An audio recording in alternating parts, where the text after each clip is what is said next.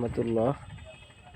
আল্লাহ তাআলা কোরআনুল কারীমের ভিতরে বলেছেন, লা ইয়াত্তাখিদিল মুমিনুনাল কাফিরিনা আউলিয়া মিন দুনিল মুমিনিন।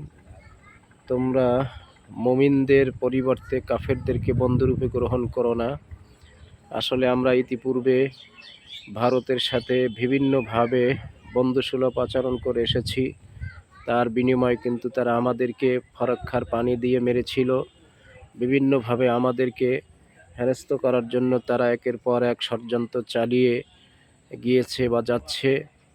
এখনো মুহূর্তে বাংলাদেশের সাথে ভারতের সাথে একটু সম্পর্ক অনেকটা হীন হয়েছে। এভাবে বোট মাছ ধরতে এসে ধরা পড়েছে। আমরা ইতিপূর্বে হয়তো এভাবে অনেক দিন আটকানো অবস্থায় এত বড় বোট আর দেখিনি। এবছর কিন্তু এটা কঠিন হস্তে তাদেরকে দমন করা হয়েছে। আমরা যতই চাই তাদের সাথে ঘনিষ্ঠ হতে, কিন্তু তারা আমাদেরকে শত্রু ভেবেই চলছে। আর আল্লাহ তাআলার কথা তো সত্য যে তোমরা মুমিনদের বিপক্ষে কাফেরদেরকে, ইহুদিদেরকে, অন্য ধর্মাবলম্বীদেরকে বন্ধুরূপে গ্রহণ করো না।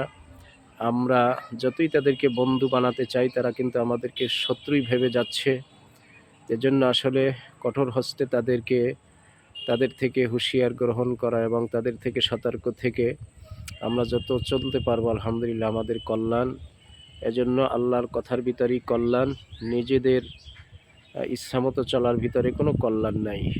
আসলে কাফেরদের সাথে, ইহুদিদের সাথে আমরা যতই সম্পর্ক হীন রেখে চলবো, আল্লাহ রাব্বুল আলামিনের রহমত আমাদের উপরে তত নাজিল হবে এবং তাদেরকে যতই আমরা বন্ধু ভেবে চলবো, আমাদের উপরে আল্লাহর গজব, আল্লাহ তাআলার বিপর্যয় একটার পর একটা আসতেই থাকবে।